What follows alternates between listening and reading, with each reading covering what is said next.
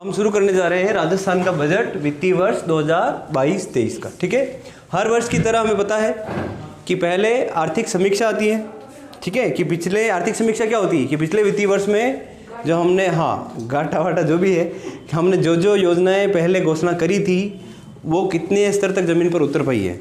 सरकार ने जो घोषणाएं करती है ना बजट में, उसकी वापस आर्थिक समीक्षा होती है अगले सत्र में।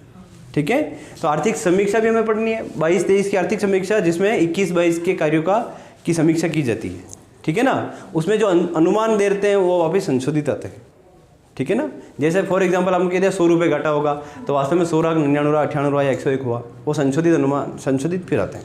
ठीक है, वो चीज़ ध्यान रखना है। उसके बाद बजट में देखना है कि राजस्थान बजट में क्या क्या चीज़ें होती है। तो सबसे पहला ये अनुमान लगाया जाता है कि इस वित्तीय वर्ष में 22-23 में राजस्थान को आय पैसा कितना आएगा, है ना, किन किन स्रोतों से कितना पैसा आएगा, सरकार क्या मंशा रखती है किस सेक्टर को कितना खर्च करने की, मतलब शिक्षा में कितना देना चाह रही है, स्वास्थ्य के लिए कितना देना चाह रही है ना, सामाजिक न्याय के लिए कितना देना चाह रही है, ऊर्जा के लिए कितना देना चाह रही है, वो पहले ही घोषणा करती है। ठीक बात है, तो ये हमें देखना है कि सरकार ने या आपके वित्त मंत्री मुख्यमंत्री श्रीमान अशोक गहलोत, अभी आपने स्टेटस भी देखे होंगे, काफ़ी सारे स्टेटस चल रहे हैं, जादूगर वाला गाना चल रहा है, देखा ना। तो उनका कैसा क्या बयानबाजी रही कल पूरे सदन में, आपने लाइव देखा हो तो उन्होंने बताया राजस्व आय, देखो इसमें क्या क्या जानना रहता है बच्चों, राजस्व आय जाननी है हमें कि हमें हमारे राजस्थान में कितना पैसा इस वित्तीय सत्र में आएगा, अनुमान। राजस्व व्यय जानना है, कितना खर्चा होगा। ठीक है, राजस्व आय, राजस्व व्यय, राजस्व घाटा और राजकोषीय घाटा, ये मेनली हमें ध्यान रखना होता है। ठीक है, राजस्व आय, राजस्व व्यय, राजस्व घाटा और राजकोषीय घाटा। ठीक है, इधर आ जाओ, अब इसको पढ़ते हैं। ये इनकम है 2,14,977 करोड़ 23 लाख रुपए। देखना इसको एक बार, तो इसको बोलना सीखना है, फिर इसको लिखना सीखना है। देखिए 2,14,970 करोड़ 23 लाख रुपए। अब मैं आपको अगर निवेदन करूं, कह दूं कि इसको अंकों में लिखो, तो हो सकता है ये बहुत ही जटिल कार्य आपको लगे। कोशिश करना घर जाके, अभी यानी इसको अंकों में लिखने की कोशिश करना। ठीक है, 2,14,977 करोड़ 23 लाख रुपए हमारा आय है राजस्थान की, जो होने वाली है। ये अनुमान लगाया है किसने, हमारे वित्त मंत्री ने। ठीक है, हमारे मुख्यमंत्री ने, उनके पास ही वित्त मंत्रालय, आपको पता है। ठीक है, ये इतना पैसा आएगा। व्यय कितना करेंगे, 2,38,465 करोड़ 79 लाख रुपए। ठीक है, देख लो इसको, 2,38,465 करोड़ 79 लाख रुपए।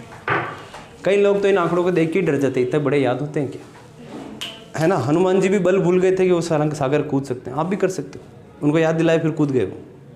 तो आप ये डिजिट है कितने, 6 और 8, और आप 10-10 डिजिट के कई सारे मोबाइल नंबर याद करते हैं कि नहीं करते हैं, आप ही करते हैं। और उसके लिए कोई टेंशन वेंशन नहीं लेते, ऑटोमेटिक याद हो जाता है। वही टेंशन नहीं लेनी है, इनको बार बार बोलोगे पता नहीं लगेगा कब याद हो जाएगी। ठीक है ना, आप कर सकते हैं, मैं आपको बता रहा हूँ, क्योंकि आप 10 डिजिट की करते हैं, नहीं तो 8-8 डिजिट की है। यूँ मान लीजिए 4 फ़ोन नंबर ही याद करना है ना। तो ये तो बेसिक रूप से मैं पता होना चाहिए। जितनी ज़्यादा चर्चा करेंगे, रोज़ मैं क्लास में इससे पूछता भी जाऊँगा आगे क्लासों में, तो याद तो होंगे, इसकी गारंटी है, तनाव नहीं लेना। ठीक है, चलो 2,14,977 करोड़ 23 लाख रुपए क्या है, राजस्व आय। ठीक है, एक जनरल चीज़ हमारा ध्यान रखना कि राजस्थान में हमेशा घाटे का बजट ही पेश होता है। घाटे का बजट क्या है बच्चों, घाटे का क्या मतलब, आय कम खर्चा ज़्यादा, है ना। अखबार में कटाक्ष भी देखे होंगे, है ना, आमदनी 98 खर्चा रुपया। हाँ, वैसी बात कुछ है, 50,000 करोड़ से भी ज़्यादा देनदारियाँ बढ़ गई राजस्थान की। तो यही होता है हर बार, घाटे का बजट पेश करते हैं। ठीक है, घाटे का बजट पेश करना चाहिए कि नहीं करना चाहिए, करना चाहिए कि नहीं करना चाहिए? करना है तो करना ही चाहिए। सही बात है, इसे ना, इससे क्या है, विकास के आयाम खुलते हैं, है ना। हाँ चलो, तो वे देख लो, राजस्व है 2,38,465 करोड़ और 79 लाख रुपए। ठीक है, चलो राजस्व घाटा है 23488 करोड़ 56 लाख रुपए। ठीक है,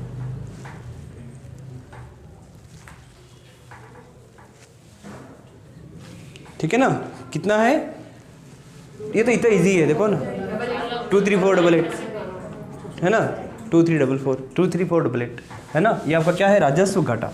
राजकोषीय घाटा क्या है, जब इसमें ब्याज वगैरह मिला देते हैं तो वो राजकोषीय घाटा हम कहते हैं इसको, है ना। कई बार इस कंसेप्ट को हम समझे हुए हैं। ये आपका है 58,211 करोड़, ये आपका राजकोषीय घाटा रहना चाहिए। ये 4 डिजिट अपने को याद रखने हैं, ये हमेशा इस साल भर याद रखना चाहिए, है ना। जबरन हर किसी से पूछा करो, जबरन हर किसी को बताया करो, घर पे भी बताना आज जा करके, क्या आपको पता है हमारा कितना कर्जा है। ठीक है, हाँ, कोई अपने आप को पैसा वाला समझता हो तो ध्यान रखना कितना कर्जा है, हम सबका कर्जा है, वो ऐसा नहीं कि केवल मुख्यमंत्री का ही कर्जा है। ठीक है ना, उनको तो 7-8 कार्यकाल की पेंशन पहुँच रही होगी। ठीक है, 3 से 4 लाख रुपये केवल पेंशन आती है, पिछले कार्यकालों की आती होगी।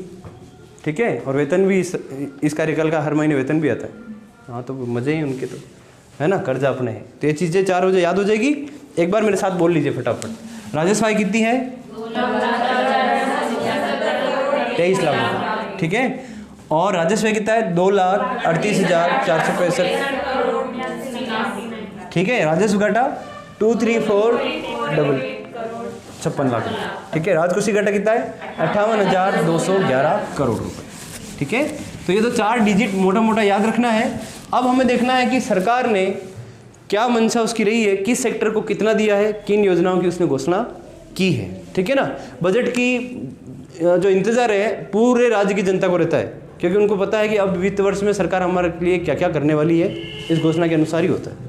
ठीक है ना, तो हर एक व्यक्ति को इसका इंतजार रहता है, प्लस पढ़ने वाले बच्चों को तो विशेष रूप से रहता ही है। क्यों, क्योंकि ये टॉपिक 2 टॉपिक आपके साल भर की परीक्षाओं में नंबर फिक्स कर देते हैं, है ना। तो इसलिए बहुत अच्छे टॉपिक है आपके लिए, और इतना जटिल भी नहीं है। चलो चलते हैं। अणी बजट में सबसे बढ़िया बात कही थी मालूम, इस बार, ये तो लाइन बोल रहा हूँ हमेशा ध्यान रखना, अणी बार पहली बार राजस्थान में कृषि बजट ने अलग पेश की। ठीक है, इस बार पहला अवसर था जब राजस्थान में कृषि बजट मूल बजट से अलग से पेश किया गया। ठीक है, हाँ, तो कृषि सेक्टर पे ही हम बात करेंगे। पहले किस सेक्टर पे बात कर रहे हैं, कृषि, है ना। पहली बात, की पॉइंट क्या, कि कृषि बजट अलग से पेश किया गया। कृषि बजट अलग से पेश किया गया। ठीक है, किसने किया है, वित्त मंत्री। कौन है हमारा, अशोक गहलोत, इन्हीं के पास वित्त मंत्रालय है। ठीक है ना, चलो। और इसमें क्या गया मालूम है, इन्होंने क्या किया कि कृषक साथी योजना चलती है, कृषक साथी योजना, सुना होगा नाम आपने पहले भी, है ना। कृषक साथी योजना में पहले क्या था, 2,000 करोड़ रुपए का प्रावधान था। एक वित्त वर्ष के लिए कितना था, 2,000 करोड़। वो राशि बढ़ा करके इन्होंने क्या कर दी है, 5,000 करोड़। ठीक है, कृषक साथी योजना में राशि कितनी बढ़ाई है, 2,000 से बढ़ा करके कितनी कर दी, 5,000 करोड़। और ये क्या करेंगे, 11 मिशनों के तहत इस राशि को खर्च करेंगे। समझ रहे हो, 11 मिशन बताए हैं, तो 11 मिशन हमारे लिए बहुत इंपॉर्टेंट है। और राजस्थान में सुनना, राजस्थान की अर्थव्यवस्था में कृषि बहुत महत्वपूर्ण सेक्टर है। ठीक है, तो महत्वपूर्ण इसीलिए इस बात से भी समझ में आ जाता है क्योंकि उसके लिए अलग से बजट पेश कर दिया गया। ठीक है, तो 11 मिशन जो मैं आपको बताऊंगा, अभी हम लिखेंगे, चर्चा करेंगे, उसको विशेष रूप से अच्छा आपको करना है। ठीक है, चलो शुरू करते हैं। तो 11 मिशन है, और ये सारा किससे पूरा करेंगे, 11 मिशन के तहत करेंगे। उन 11 मिशनों को हमें पता रखना है। उसमें से पहला हम बात करते हैं सूक्ष्म सिंचाई मिशन। पहला है सूक्ष्म सिंचाई मिशन। ठीक है बेटा, सूक्ष्म सिंचाई कई वे, सूक्ष्म सिंचाई में जिसमें ध्यान रखा जाता है कि पानी कम खर्च हो, सिंचाई हो जाए, है ना। जैसे डीप स्प्रिंकलर होगी, है ना, डीप स्प्रिंकलर है ना, खेतों पर पौंड बनाना हो गया, ये सारी चीज़ें किस में आती है, सूक्ष्म सिंचाई। है ना, इनके लिए अलग से देख लेते हैं कितने करोड़ का प्रावधान इसमें रखा गया है। वो है आपका 2700 करोड़ रुपए। कितना है सूक्ष्म सिंचाई के लिए? 2700 करोड़। हाँ, इन 11 मिशनों पर हम विशेष इम्फेसाइज करेंगे, फिर कह रहा हूँ मैं, और एनर्जी के साथ आपको इसको देखना है, ये 11 मिशन। ठीक है, पहला मिशन कौन सा है? सूक्ष्म सिंचाई। ठीक है, हाँ, सूक्ष्म सिंचाई में आपको उदाहरण है, आपको पता होना चाहिए, डीप स्प्रिंकलर है ना, वो पॉन्ड बनाना हो गया खेतों पर, ये सारी चीज़। इसके लिए कितना बजट है? 2700 करोड़। हाँ, दूसरा आप देखेंगे बीज उत्पादन और वितरण। 11 मिशन को देखने के बाद इसको आप मानस में व्यवस्थित भी कर सकते हैं, क्योंकि खेती के लिए क्या क्या चीज़ें चाहिए। अरे बीज चाहिए, उर्वरक चाहिए, फसल की सुरक्षा चाहिए, सिंचाई चाहिए, तो ऑटोमेटिक याद हो जाएंगे। बीज उत्पादन व वितरण मिशन, सबके साथ मिशन लगाना है ना, 11 मिशन है। बीज उत्पादन व वितरण, ये क्रम से नहीं है, देखो सबसे पहले तो बीज चाहिए वगैरह, पर हम पहले अपने हिसाब से सेट कर लेंगे फिर याद करने के लिए, है ना। इस बार क्या कि मेरे को टाइम नहीं मिला, मैं इसको सेट नहीं कर पाया, जैसे है वैसे ही है, तो आप लोग उस क्रम से सेट कर ले रहा है। खेती होने के लिए सबसे पहले क्या चाहिए? बीज चाहिए, फिर पानी चाहिए, फिर उर्वरक चाहिए, है ना, फिर प्रसंस्करण के लिए मंडियाँ चाहिए, वो चाहिए, सब चीज़ें हम व्यवस्थित कर लेंगे। ठीक है, चलो, तो क्या नाम मिशन का? बीज उत्पादन और वितरण मिशन। आणि मैंने कही है 30 करोड़ रुपए दिए बस। कितने? बहुत कम राशि राजस्थान के लिए। 30 करोड़ में पूरे राजस्थान के लिए बीज पैदा नहीं किए जा सकते। हो सकते हैं क्या? नहीं हो सकते, लेकिन शुरुआत है, चलो ठीक है। अब आगे इसको बढ़ाएंगे ही, अगले बजट में ख़त्म नहीं करेंगे। तो 30 करोड़ से क्या होगा? 9 लाख क्विंटल बीज का उत्पादन होगा। ठीक है, और 12 लाख किसानों को दिया जाएगा। ठीक है, आराम से सुनिए। बीज उत्पादन और वितरण की मिशन में क्या करेंगे? ये सरकार क्या करने की मंशा रख रही है कि हम 30 करोड़ रुपए से 9 लाख क्विंटल बीज का उत्पादन करेंगे और 12 लाख किसानों को इससे लाभान्वित करेंगे। ठीक है, बनाते हैं, बड़े बड़े IAS अधिकारी बैठ के ऐसी योजना बनाते हैं। और आपको एक चीज़ जान के थोड़ा सा रोचक होगी आपके लिए, आप समीक्षा नहीं करते, आप जी तो हम भी रहे हैं, सब रहे हैं, लेकिन कई नागरिक, 99% नागरिक ना तो बजट देखते हैं ना उसकी समीक्षा करते हैं, जबकि वो बजट है किसके लिए? नागरिकों के लिए। ठीक है ना, न्यूज़ में चल गया, नहीं हटा हटा फिल्म लगा, अच्छी फिल्म लगा, ये माथा चढ़ेगा इससे तो। ठीक है, जबकि वो उसके जीवन से संबंधित है सीधा सीधा। तो थोड़ा सा जागरूक बनिए, देखना इसको।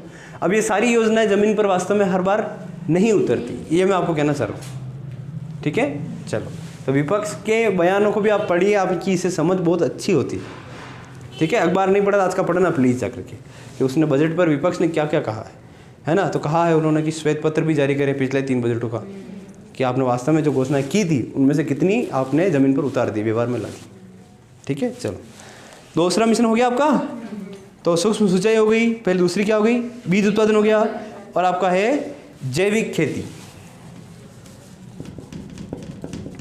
जैविक खेती आपने सुना ही होगा, इससे पहले बजट में आपने देखा होगा जीरो बजट फॉर्मिंग आया था, है ना, जीरो बजट फॉर्मिंग। जैविक खेती मिशन तीसरा, जैविक खेती मिशन। जैविक खेती आप समझ ही गए ना, ऑर्गेनिक खेती जिसको कहते हैं, इसमें 600 करोड़ रुपए का प्रावधान है। ठीक है, कितने करोड़ है? 600 करोड़ है।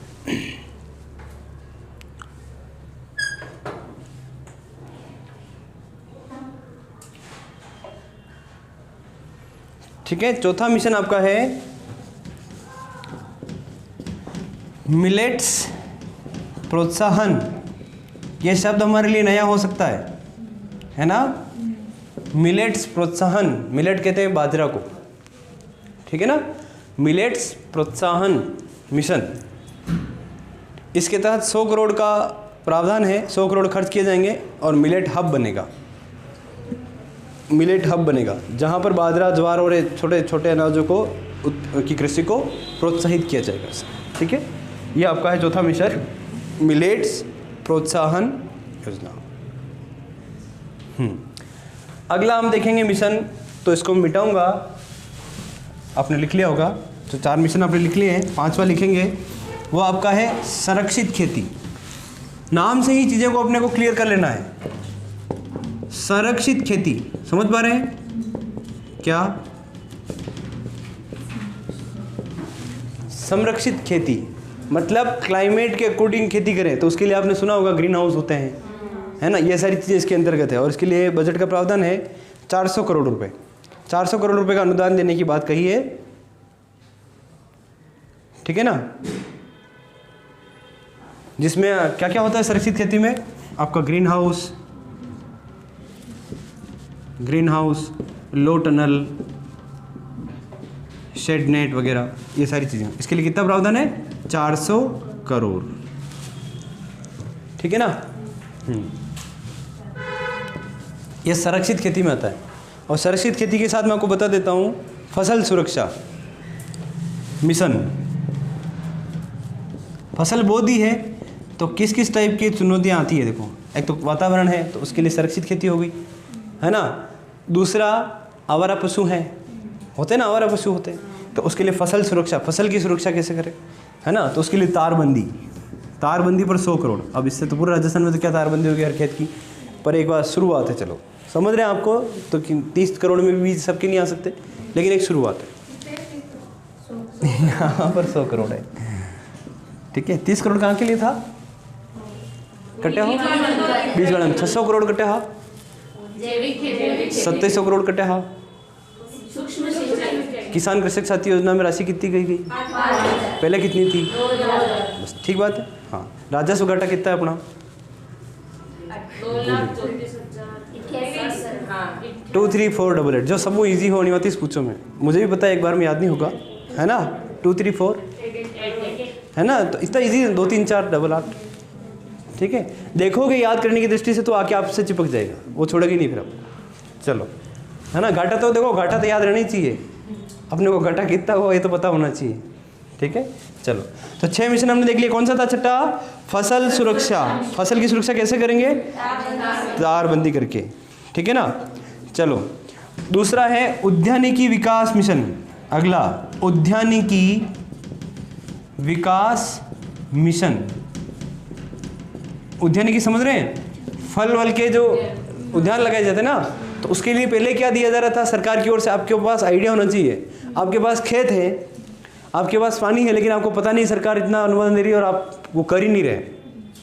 ऐसे भी हमारे पास कई किसान है हमारे गाँव में, जिनके पास क्षमता है, संसाधन है, लेकिन सरकारी योजनाओं की जानकारी के अभाव में उसका फ़ायदा नहीं उठा पा रहे। वास्तव में है, कई लोगों को नहीं पता है कि पाइप लाने में सब्सिडी होती है, वो लाते ही नहीं, परेशान हो रहे हैं, पता ही नहीं, नॉलेज नहीं है। अब इसमें कई लोगों को नॉलेज नहीं। अभी ये बड़ा है, देखो उद्यानिकी विकास मिशन में आपके आसपास गांव में भी अब तो फल के गार्डन लगने लग गए, लग रहे हैं ना। हाँ, तो पहले 50% अनुदान था, 50% सब्सिडी थी, आप कितनी दे दी?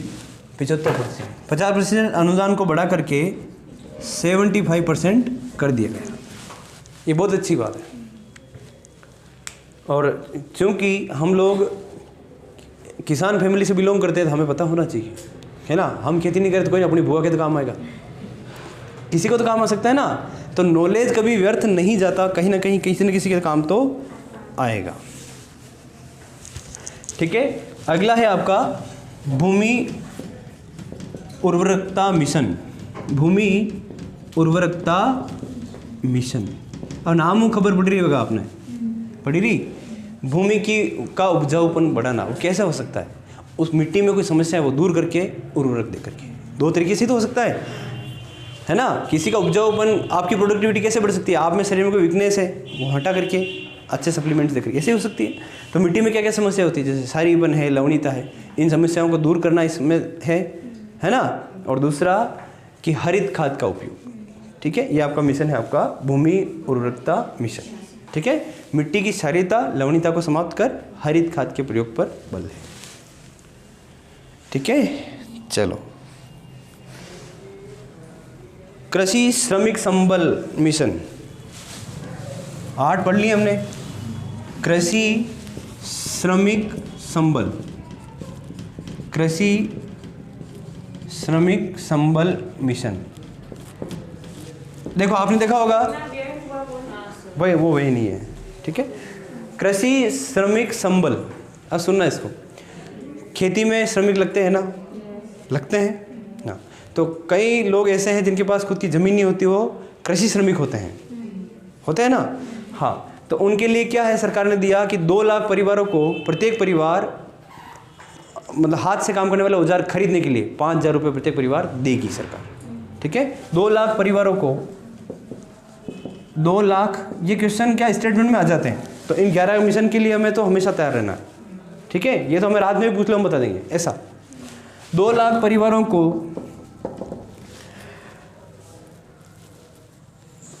2 लाख परिवारों को हाथ से चलाए जाने वाले उपकरण खरीदने के लिए 5,000 रुपये प्रति परिवार अनुदान, ठीक है। एक परिवार को कितना देंगे? हाँ, बस कूपन बनाओ, 3 कूपन बना लो, 15,000 ले लो, ठीक है। परिवार कैसे काउंट होते हैं पता ही आप लोगों को, है ना। बस एक पिता की 2 संतान हो गए, 3 कूपन, 3 परिवार, ठीक है। कौन सी लाइन? ये वाली। 2 लाख परिवारों को हाथ से चलाए जाने वाले उपकरण, हस्तचलित उपकरण, लो, हस्तचलित उपकरण हेतु 5,000 रुपये प्रति परिवार अनुदान दिया जाएगा, ठीक है। नेक्स्ट आपका है, कितने पढ़ लिए हम लोगों ने? 9 पढ़ लिए। अच्छा, तो अभी अगला हमारा है कृषि तकनीक मिशन। कृषि तकनीक पर मिशन लॉन्च किया है, ठीक है। अब आजकल लोग तकनीक से कृषि करते हैं ना, है ना।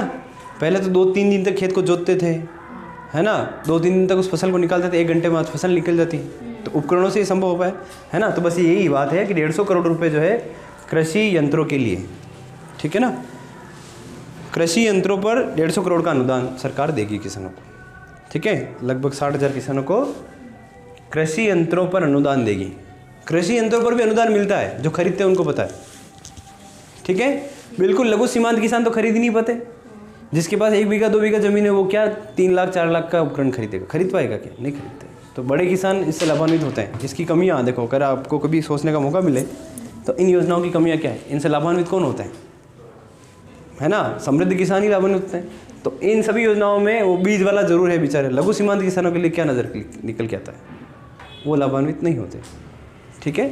हाँ, अब आप इस सामने एक चीज़ ये भी आ रही है कि जिनके पास खेती है वो तो फिर भी ठीक है, चलो, है ना, वो तो फिर भी मज़ा आ गया। जिनके पास नहीं है वो, है ना, तो उनके लिए भी आगे चल के हम लिखेंगे अकृषि ऋण भी देगी सरकार, कृषि ऋण भी देगी प्लस अकृषि ऋण 2,000 करोड़ का है वो लिखेंगे आगे चल के, ठीक है। तो कौन सा मिशन देखा अभी आपने? कृषि तकनीक। इसमें क्या है?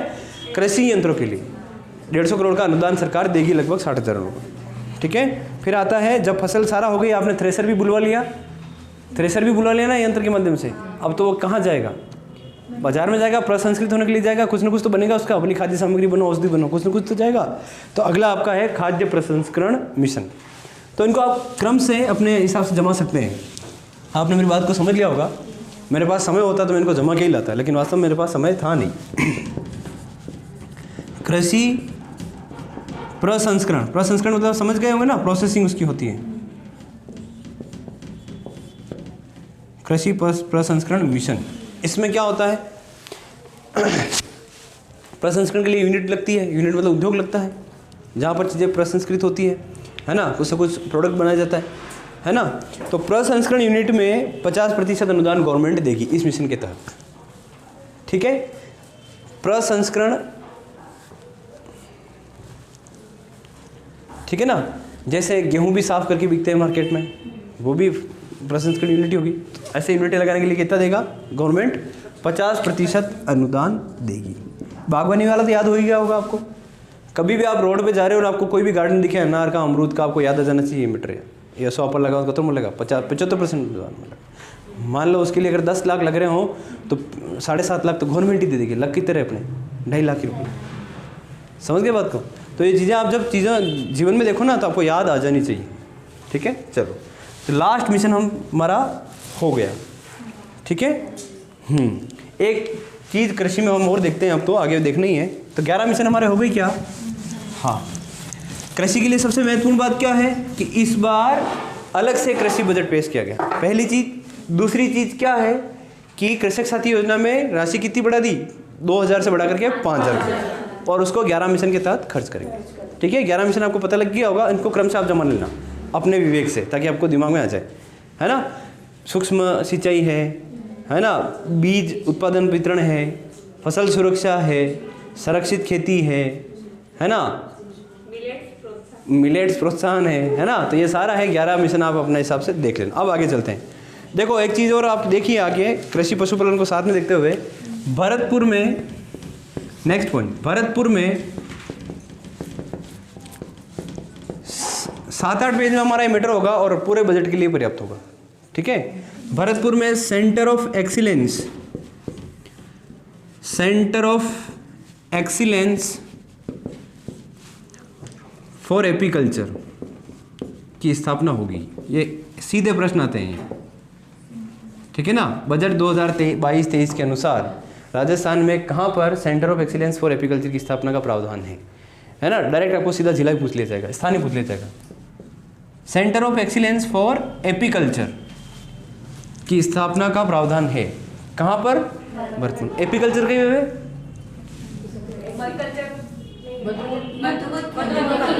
हाँ, एग्रीकल्चर नहीं कहा, एपीकल्चर का है ना। एग्रीकल्चर सेक्टर तो हम पढ़ रहे हैं। चलो चलो चलो ठीक है, आगे चलिए।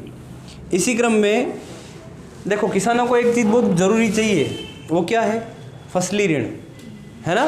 तो सरकार ने इस बजट में कहा कि 20,000 करोड़, 20,000 का नहीं, 20,000 का तो एक आदमी कोई जरूरत पूरी नहीं होगी उसकी, तो ठीक है। 20,000 करोड़ के फसली ऋण देने की घोषणा की है, और ये ब्याज मुक्त होते हैं। ये क्या है? ब्याज मुक्त ऋण, ठीक है ना, ध्यान रखना। हाँ, तो आज सरकार की इस बार आलोचना ये भी हुई कि आपने पिछले बजट में घोषणा की थी कर्ज माफ़ करेंगे, किए ही नहीं, वास्तव में नहीं हुआ अब तक, ठीक है ना, ये ध्यान रखना, ठीक है। हॉर्टिकल्चर मिशन पर है 100 करोड़, वो तो सबको पता है, ठीक है। चलो, राजस्थान नहर परियोजना निगम का गठन होगा। ये कितने लोगों ने सुन रखा है शब्द राजस्थान नहर? राजस्थान नहर परियोजना निगम का गठन होगा, ये शब्द सुना तो होगा आपने। और जिसने राजस्थान की ज्योग्राफी पढ़ ली है, पढ़ी है राजस्थान की ज्योग्राफी? नहीं पढ़ी? पढ़ी ना, तो सुना होगा राजस्थान नहर परियोजना। यमुना से जो नहर निकाल रहे हैं, है ना, पूर्वी राजस्थान के लिए, जिसमें भरतपुर मुख्य रूप से है ना, तो उसके लिए अभी तक हो नहीं पाया ढंग से, तो उसके लिए घोषणा है कि राजस्थान नहर परियोजना निगम गठन करेंगे। तो कहीं ना कहीं ये कार्य फिर मूर्त रूप ले ले, ठीक है। चलो, तो पूर्वी राजस्थान में देखो, राजस्थान में पूरे में ही आप देखेंगे पानी की समस्या से प्रदेश हमेशा से, है ना, ग्रस्त है। ये समस्या है ही हर जगह, पूर्वी राजस्थान में भी बहुत बड़ी समस्या है। तो वहाँ पर यमुना से पानी आएगा, उसके लिए एक निगम की गठन की घोषणा है, राजस्थान नहर परियोजना निगम। राजस्थान नहर परियोजना मूल रूप से प्रस्तावित है कब से, उसके लिए एक निगम का गठन, ठीक है। चलो, नेक्स्ट चीज कि 18 नए कृषि महाविद्यालय खुलेंगे। 18 नए कृषि महाविद्यालय, ठीक है। 18 नए, पहले 3-4 ही थे ना, बीकानेर था, आपका उदयपुर था, है ना, नहीं सुना? ओ विश्वविद्यालय, वो यूनिवर्सिटीज थी। चलो, हाँ, उदयपुर थी, बीकानेर थी, है ना, वो काफ़ी पुराने। अब 18 नए कृषि महाविद्यालय खुलेंगे, कॉलेज खुलेंगे, ठीक है। और 2600 करोड़ की राजीव गांधी जल संचयन योजना, 2600 करोड़ खर्च करेंगे किस पर? राजीव गांधी जल संचयन योजना। राजीव गांधी जल संचयन योजना पर 2600 करोड़ है, ठीक है। हाँ, एक बहुत महत्वपूर्ण पॉइंट है जो पिछले एग्जाम में काफ़ी पूछा जा रहा है, mini food park. 11 mini food park बनेंगे। कितने? 11 मिनी फूड पार्क, ठीक है। 11 मिनी फूड पार्क बनाए जाने की घोषणा है, ये नंबर ध्यान रखना, ठीक। और साथ में एक एग्रो पार्क बनाने की भी घोषणा है, टोंक में, निवाई में, चैनपुरा में। टोंक, निवाई टोंक में क्या बनाएंगे? Agro park,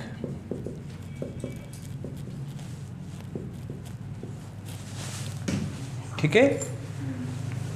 mini food park कितने हैं? 11 बनेंगे, ठीक है। और टोंक निवाई में, निवाई तहसील जानते हो टोंक में, टोंक जिले में, है ना, चैनपुरा के आसपास बनेगा ये एग्रो पार्क, ठीक है। ये कृषि से संबंधित है।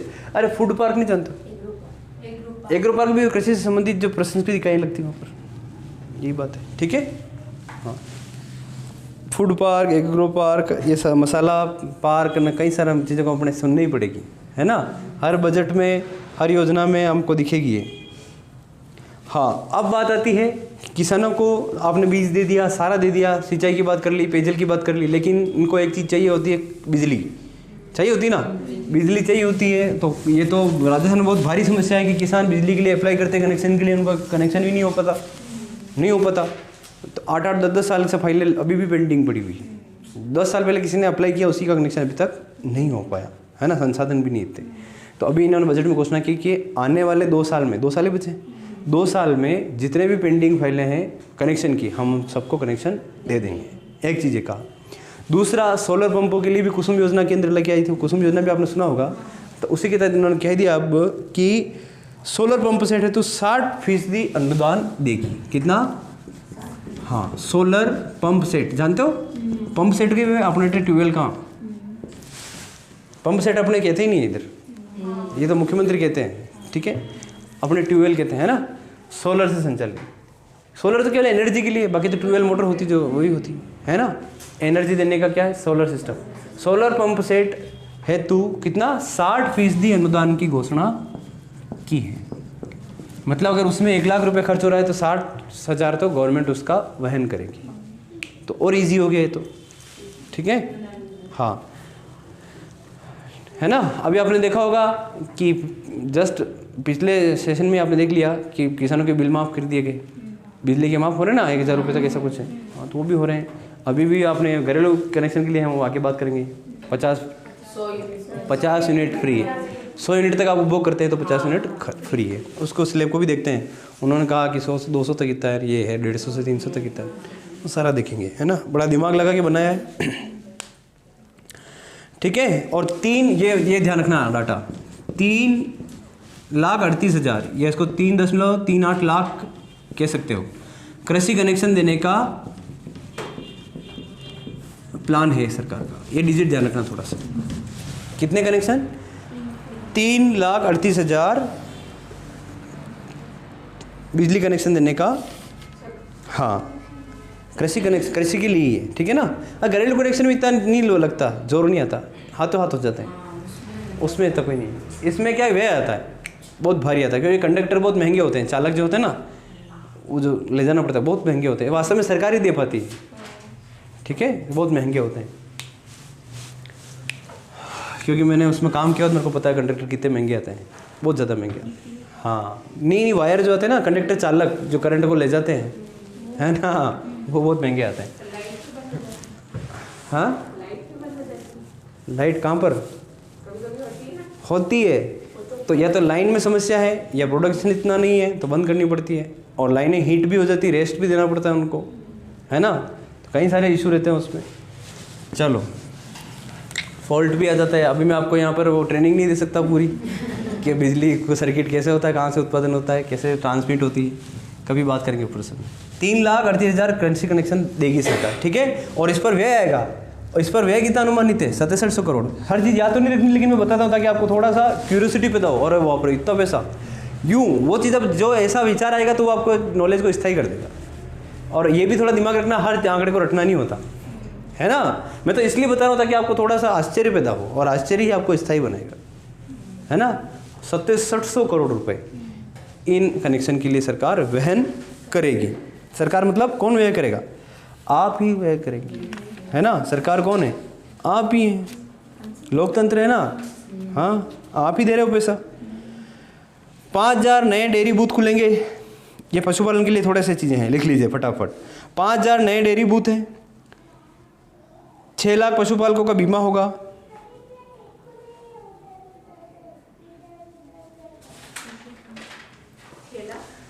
6 लाख पशुपालकों का बीमा होगा, ठीक है। और एक योजना चलती है अपने इधर, CM, हाँ देखो ये लिखना है, CM दुग्ध उत्पादक संबल योजना।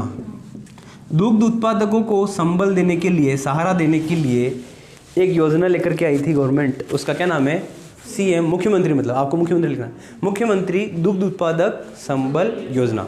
इसमें क्या करते थे कि जो दुग्ध उत्पादक डेयरियों पर दूध बेच रहा है ना, डेयरियों पर आपको मेरे को भेज दिया, उसका कोई दिक्कत नहीं, उसका रिकॉर्ड कैसे रहेगा। जो डेयरी पर दूध बेच रहा है उसको पर लीटर गवर्नमेंट भी 2 रुपये देती थी, है ना, उसका जो भाव आ रहा है वो तो आ रहा है, गवर्नमेंट उसको 2 रुपये अलग से उसको पे करती थी पर लीटर। अब उसको बढ़ा करके 5 रुपये प्रति लीटर कर दिया। और दूध उत्पादन में बहुत ज़्यादा स्कोप है, बहुत बढ़िया स्कोप है, ठीक है, बहुत ज़्यादा स्कोप है ना। डेयरी उद्योग में सबसे अव्वल है विश्व में, आप नाम सुने हो कभी, डेनमार्क का। स्कैंडिनेवियन कंट्री है ना, प्रायद्वीप जो है पेनिनसुला आपका यूरोप में उत्तर में, फिनलैंड, नॉर्वे और डेनमार्क आपके 3 है ना, हाँ, स्वीडन, डेनमार्क, ये चीज़ें देखी होगी, ये कंट्रीज। तो डेनमार्क वास्तव में दूध उत्पादन में अग्रणी देश है विश्व में, उसकी तकनीकी इतनी है। तो राजस्थान ने भी अपने पिछले सेशन में किया था कि एक MOU हस्ताक्षर किया था डेनमार्क के साथ, ठीक है।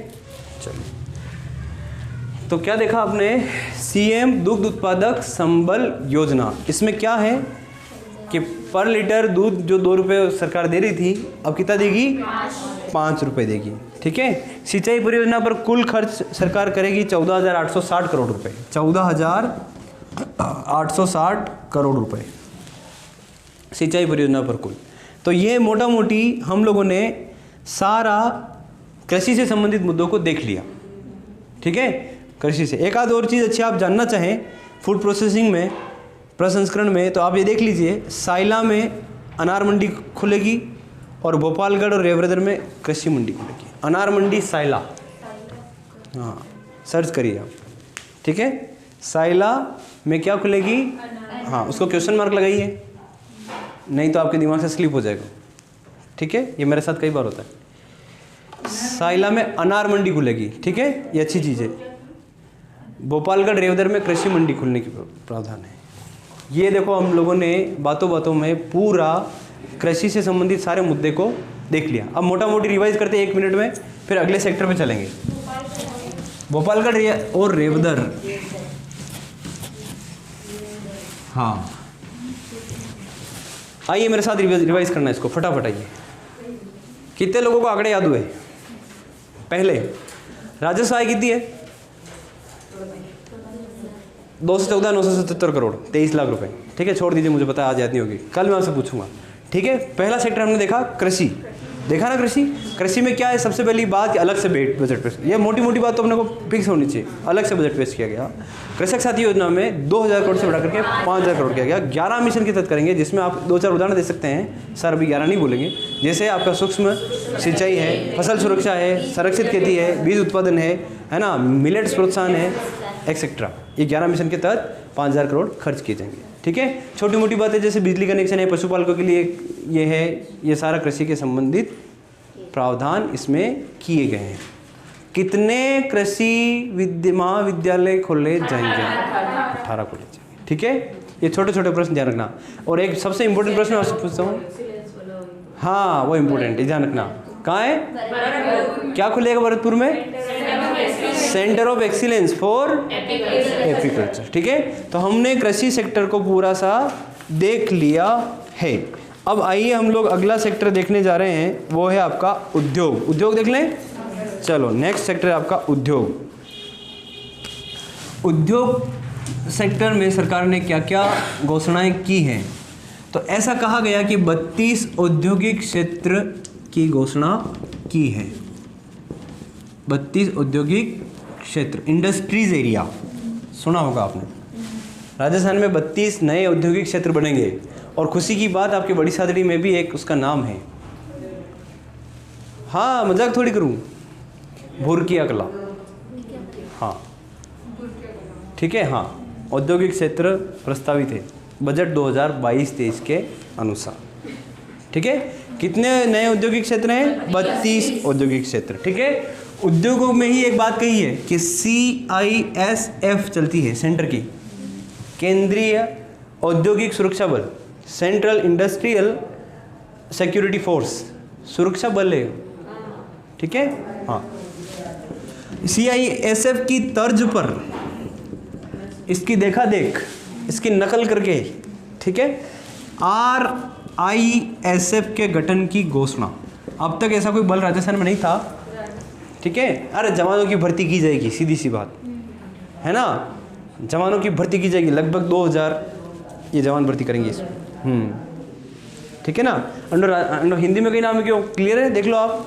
राजस्थान औद्योगिक सुरक्षा बल, राजस्थान इंडस्ट्रियल सिक्योरिटी फोर्स, ठीक है। हाँ, ये थोड़ा ध्यान रखना, ये भी अच्छा महत्वपूर्ण पॉइंट है। राजस्थान औद्योगिक सुरक्षा बल, ठीक है। तो आपने नाम सुने होंगे ना, BSF है ना, तो SF तो आपको पता होना चाहिए। चलो आप लिखिए अगला, सलारपुर औद्योगिक क्षेत्र, ग्रेटर भिवाड़ी और बोरनाड़ा जोधपुर। सलारपुर, ग्रेटर भिवाड़ी और बोरनाड़ा जोधपुर, ये औद्योगिक क्षेत्र हैं। यहाँ पर क्या है कि 250 करोड़ की लागत से टेक्नोलॉजी आधारित मल्टी स्टोरी इंडस्ट्रियल कॉम्प्लेक्स बनाए जाएंगे। ये थोड़ा ध्यान रखना, मैं लिख देता हूँ, अच्छा समझा भी देता हूँ। मल्टी स्टोरी इंडस्ट्रियल कॉम्प्लेक्स कितने करोड़ है, 250 करोड़ है ना। कहाँ पर, सलारपुर, ग्रेटर भिवाड़ी और बोरनाड़ा जोधपुर, ये औद्योगिक क्षेत्र है ना। यहाँ पर 250 करोड़ की लागत से मल्टी स्टोरी इंडस्ट्रियल कॉम्प्लेक्स बनाने की घोषणा की है ना। हाँ, कई मालों की ऐसे बिल्डिंग बनेगी, समझ रहे हो बात को। हाँ, जिसमें सभी सुविधाएं होगी, ये बनेंगे आपके मल्टी स्टोरी इंडस्ट्रियल कॉम्प्लेक्स, है नहीं। ये तीन ही ध्यान रखना। औद्योगिक क्षेत्र का कन्या ना अपन पूछ ले, ये कहाँ है वो कहाँ है ना। टपुगड़ा कहाँ है, टपुगड़ा कहाँ है, अलवर में है। हाँ, पंचपदरा बाड़मेर में, पंचपदरा और बाड़मेर में, पंचपदरा जानते हो ना, पंचपदरा में वो रिफाइनरी आपकी जानते हो। हाँ, पंचपदरा, उस पर हर एग्जाम में क्वेश्चन आया हुआ है, हर तो नहीं कहेंगे, बहुत अधिकतर में है ना। पंचपदरा बाड़मेर में पेट्रोलियम और केमिकल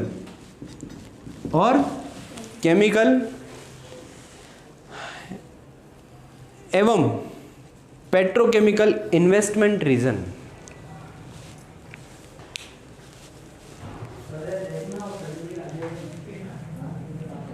पेट्रोकेमिकल इन्वेस्टमेंट रीजन बनाने की घोषणा की है। ये मोटा मोटी आपके उद्योग से संबंधित प्रावधान इसमें है, ठीक है। उद्योग में जैसे पर्यटन में हम पढ़ेंगे, पर पर्यटन को भी उद्योग का दर्जा देने की घोषणा की है, ठीक है। पर्यटन को भी उद्योग का दर्जा देने की घोषणा की है। चलो अगला हमारा सेक्टर है जिसको हम पढ़ने जा रहे हैं, वो आपका पर्यटन ही है, ठीक है।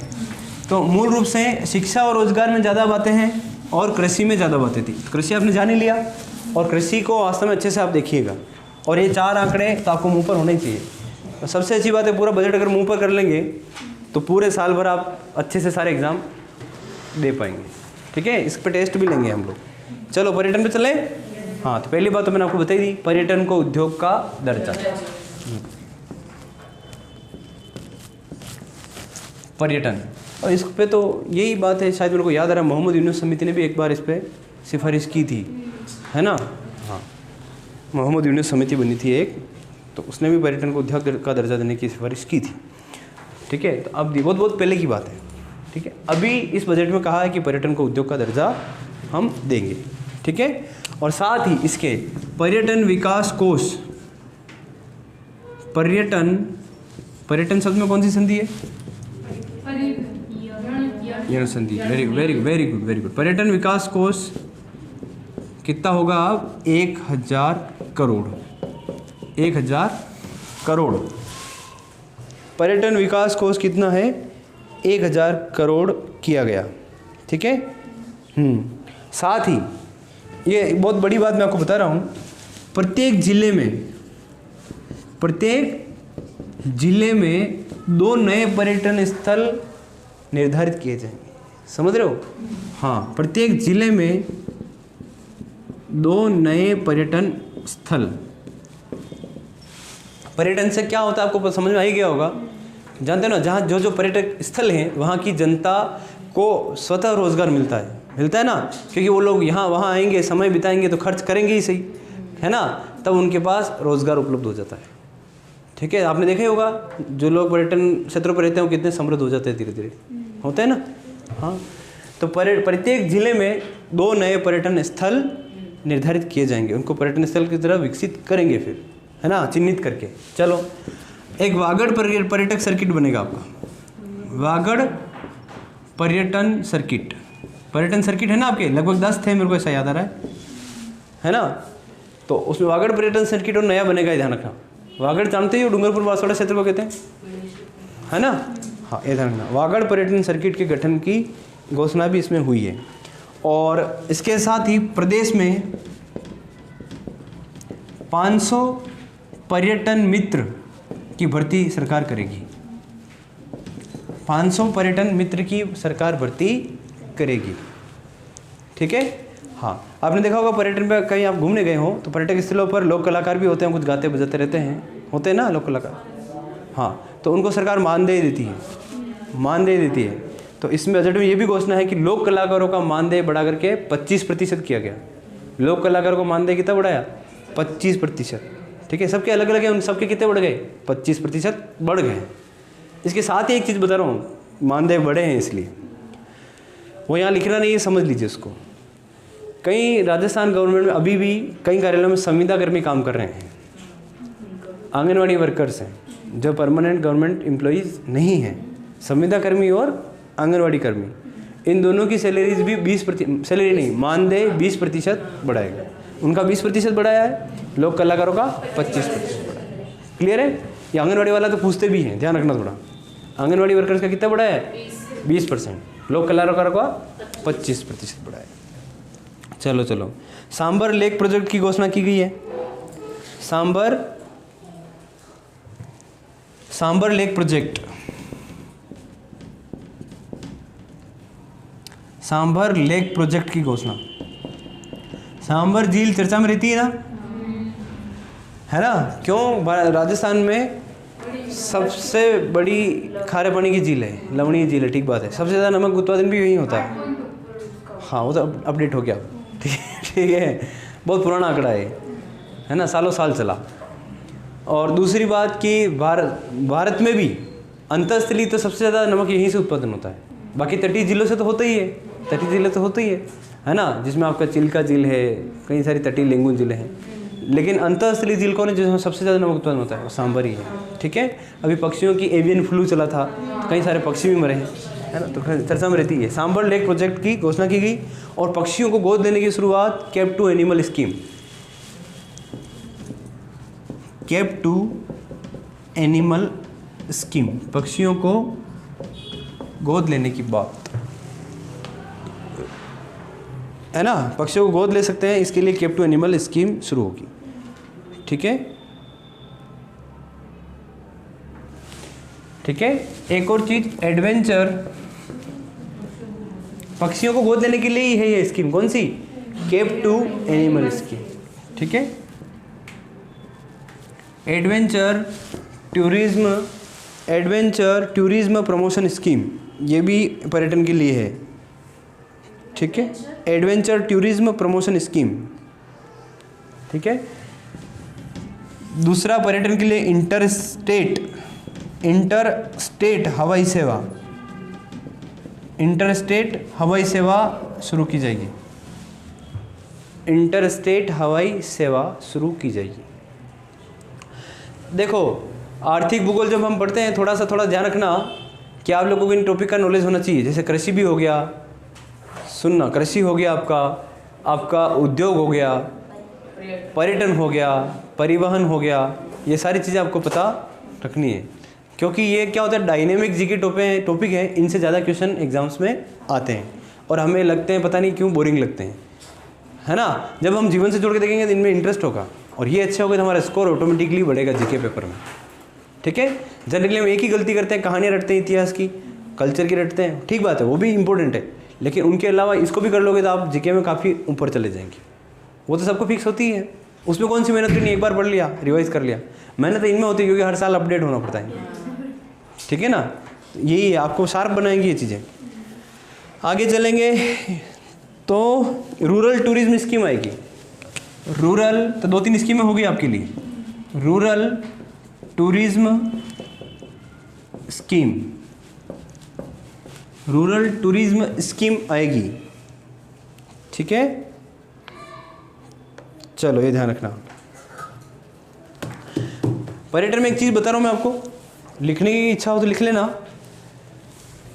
आपने देखा होगा कि कई पुरानी स्मारक हैं, उनको सरकार ने, पर्यटन विभाग ने क्या कर दिया, हेरिटेज होटल में बदल देते हैं, बदलते हैं। हाँ, तो यही किया कि 1 जनवरी 1950 से पहले की जो संपत्ति है, कोई संपत्ति है, उसको अगर हेरिटेज होटल बनाना है, उसके लिए उसको क्रय करना है या उसको लीज पर लेना है, तो उसके लिए स्टाम्प ड्यूटी में 1% कमी कर दी गई, अनुदान कर दिया गया, ठीक है ना। स्टाम्प ड्यूटी लगती है। अब आप स्टाम्प ड्यूटी समझ पा रहे हो नहीं समझ पा रहे हो, क्या होती है स्टाम्प ड्यूटी? स्टाम्प ड्यूटी में रियायत देंगे, वो लगे, वो स्टाम्प ड्यूटी क्या है, पैतृक संपत्ति के हस्तांतरण पर, है ना, वो लगे। स्टाम्प ड्यूटी ये होती है कि हम कुछ भी सरकारी काम करते हैं, हमें स्टाम्प लगाना पड़ता है, और स्टाम्प में क्या होता है, टैक्स होता है, 100 रुपये का स्टाम्प, 500 रुपये का स्टाम्प, है ना। हाँ, तो उस पर और अलग से सेज लगा देते हैं। ये गौ सेवा कर 20% है, 100 रुपये स्टाम्प पे गौ सेवा कर और है तो अपने 120 रुपये बटा देना पड़ता है, दुकान वाले को 10 रुपये और देना पड़ते हैं। तो अब आप जाओगे दुकान स्टाम्प लेने, तो आपको 100 रुपये का स्टाम्प कितने में पड़ रहा होगा, अभी 160-170 रुपये में पड़ रहा होगा, 100 रुपये, ठीक है। तो वो ऊपर सेज के हिसाब से उसकी रेट बढ़ जाती है, ठीक है। तो जैसे हम प्रॉपर्टी खरीदते हैं, बेचते हैं, सब में स्टाम्प ड्यूटी लगती है। तो इतने लाख पर इतने हज़ार के स्टाम्प लगेंगे, वो स्टाम्प ड्यूटी है, वो तो सरकार तो देती कागज़ ही है, उसका तो कुछ नहीं लग रहा, लेकिन वो रेवेन्यू इनकम हो जाती है, राजस्व आय हो जाती है, समझ रहे हो, ये काफ़ी होती है, ये ध्यान रखना थोड़ा सा। तो ये आपका हो गया। पर्यटन पर जितने भी मुद्दे थे हमने देख लिए, ठीक है। एक बार रिवाइज कर लेते हैं हल्का सा 1 मिनट के अंदर। पर्यटन को उद्योग का दर्जा, पर्यटन विकास कोष 1000 करोड़, पर्यटन को उद्योग का दर्जा, पर्यटन विकास कोष 1000 करोड़, ठीक है। वागड़ पर्यटन सर्किट बनेगा, प्रत्येक जिले में 2 पर्यटन स्थल बनेंगे, ठीक है। Sambhar lake project, cape to animal scheme, rural tourism scheme, ये 3 स्कीम आपको पता होनी चाहिए। Sambhar lake project, cape to animal scheme, rural tourism scheme, ठीक है। ये सारी चीज़ें हैं। प्रदेश में 500 पर्यटन मित्र की भर्ती की जाएगी। भर्ती समझ रहे हो? हाँ, ये सरकारी कर्मचारी होंगे, ठीक है। हाँ, चलो ये ध्यान रखना। अभी तक तो है नहीं पर्यटन मित्र, 500 पर्यटन मित्र भर्ती किए जाएंगे। चलो, तो मेनली यही है, सारी चीज़ें हमने देख ली। तो पहले क्या देखा था, कृषि, उसके बाद उद्योग, उसके बाद पर्यटन, और अब हम देखेंगे अल्पसंख्यकों के लिए क्या है, या चलो अल्पसंख्यक के लिए देख लेते हैं। अल्पसंख्यकों हेतु क्या प्रावधान इसमें है। अल्पसंख्यक,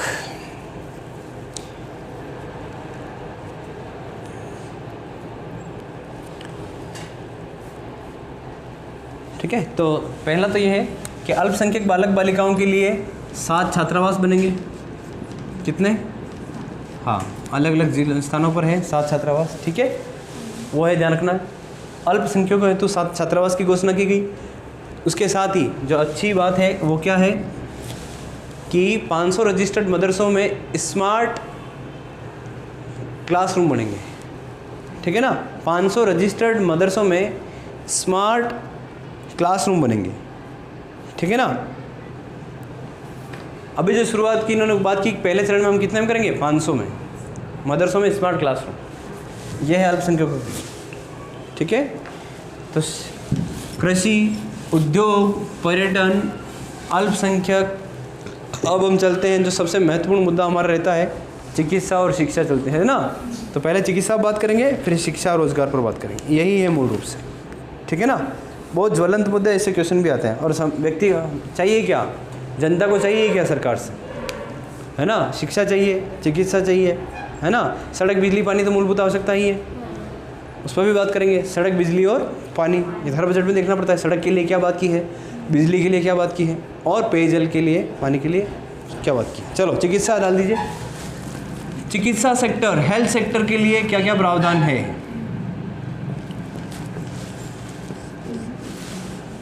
हेल्थ सेक्टर के लिए तो एक तो आपने देखा होगा चिरंजीवी स्वास्थ्य बीमा योजना चल रही थी, है ना।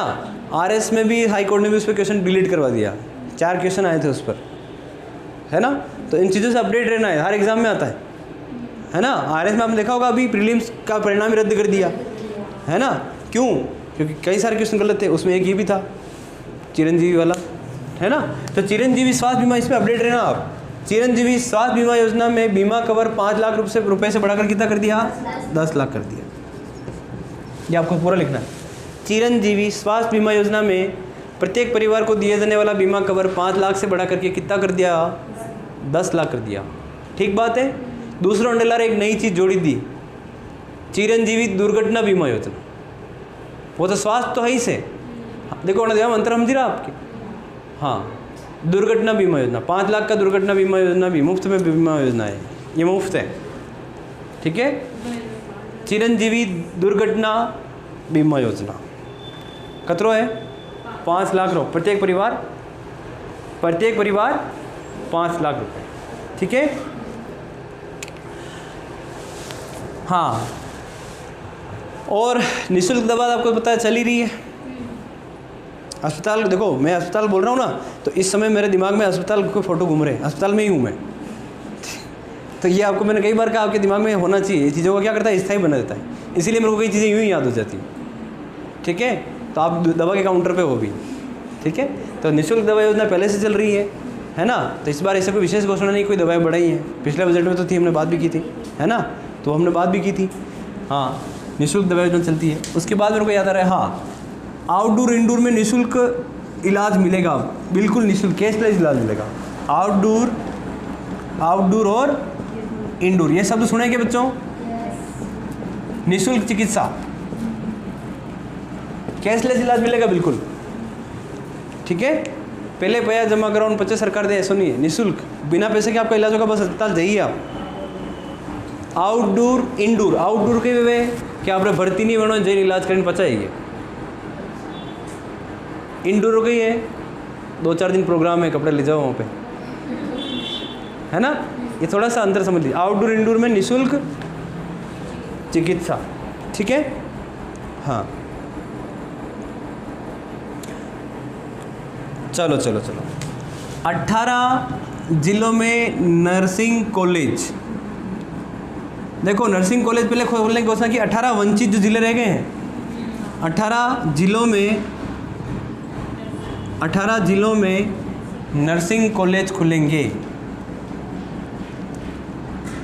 18 जिलों में नर्सिंग कॉलेज खुलेंगे। कृषि महाविद्यालय कितने? 18। नर्सिंग कॉलेज कितने? 18, ठीक है। हाँ, कई चीज़ आपको हेल्प करेंगी याद रखने में। एसएमएस में 5 नए विभाग खुलेंगे, ये भी बात ध्यान रख लीजिए। एसएमएस जानते हो? सवाई मानसिंह हॉस्पिटल, राजस्थान सबो मोटो हॉस्पिटल है, राजस्थान का सबसे बड़ा हॉस्पिटल है, मान लीजिए, मान के लीजिए है राजस्थान का सबसे बड़ा हॉस्पिटल है, मान लीजिए, है ना। एसएमएस चर्चा में भी रहा था, कोरोना में रहा था ना, क्योंकि यहाँ के डॉक्टर ने कोरोना के लिए एक फॉर्मूला तैयार किया था पढ़ के, और वो काफ़ी इफेक्टिव रहा। शुरुआत में न्यूज़ नहीं देखते थे मतलब आप लोग, है ना। तो इसलिए एसएमएस तब भी चर्चा में रहा था। राजस्थान का भीलवाड़ा मॉडल चर्चा में रहा था, है ना। तो उससे पहले भीलवाड़ा मॉडल से पहले एसएमएस के डॉक्टर चर्चा में रहे, क्योंकि उन्होंने 2-4 गोलियों का फॉर्मूला बनाया कि इनको साथ में दीजिए। कोरोना, जब कोरोना नया नया आया था तो लोगों को पता ही नहीं लग रहा था, डॉक्टर्स को भी। कोई नई डिसीज़ आती तो तब आई डिसीज़, तो भाई क्या दें इसको, पैरासिटामोल दें कि माथाई का दें, क्या दें, पता ही नहीं लग रहा। तो फॉर्मूला किसने बनाया था? एसएमएस के। चलो, एसएमएस में 5 नए विभाग खुलेंगे, कोई बात नहीं। एक स्टार लगा रहा हूँ, मैं स्टार लगाता हूँ, क्वेश्चन आते ही हैं पेपर में। जोधपुर में डेंटल कॉलेज खुलेगा। किसी को दांत का इलाज कराना हो तो ध्यान रखें, जोधपुर में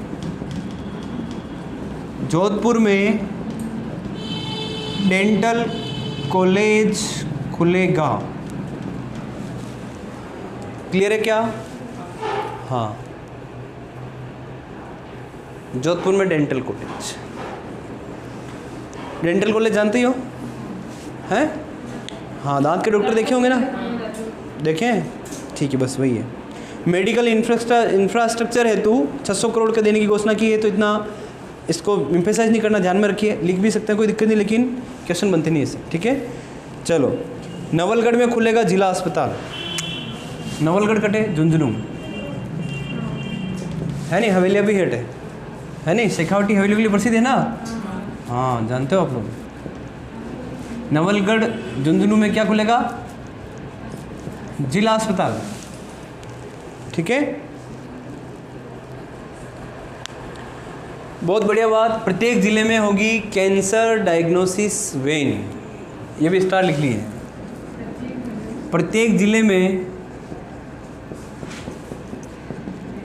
जिले में होगी क्या? Cancer diagnosis. कैंसर, ये शब्द होने पहला डायग्नोसिस, वेन, वेन मतलब समझ रहे हैं? हाँ, उपचार, निदान के लिए, है ना, टेस्ट के लिए, है ना। डायग्नोसिस मतलब निदान होता है। ठीक है, कैंसर डायग्नोसिस। कैंसर पहले बहुत रेयर सुनने को मिलता है, आजकल हमारे गांव में हर किसी को हो जाता है कैंसर, आम बात हो गई अब तो कैंसर होना। टेंशन नहीं लेते अपन, कैंसर होता है, हुआ है कैंसर हो जाए। ठीक है, हमें होगा तो लेंगे टेंशन। 19 ब्लॉक में आयुष चिकित्सालय, 19 ब्लॉक में आयुष चिकित्सालय।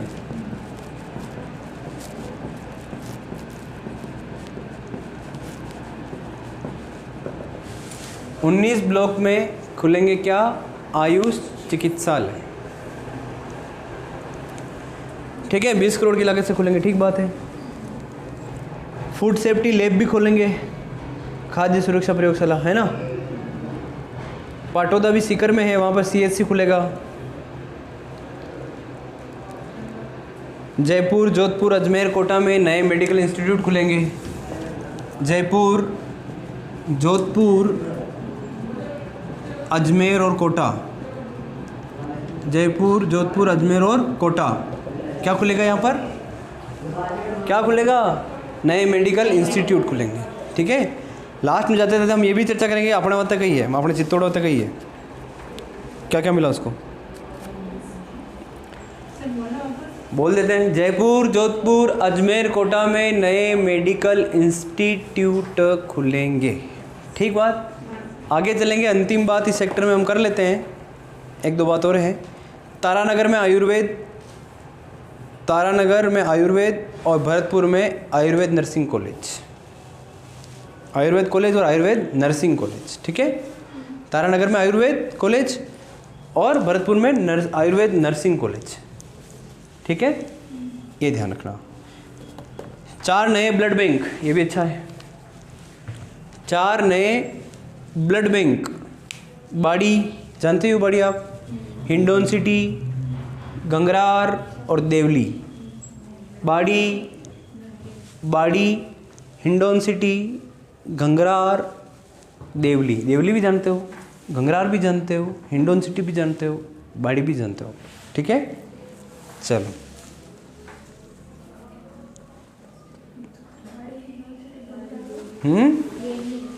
देवली टॉप में है ना, बस। तो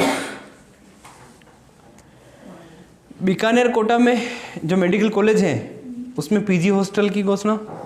बीकानेर, कोटा मेडिकल कॉलेज हैं, ठीक है ना, वहाँ पर PG हॉस्टल।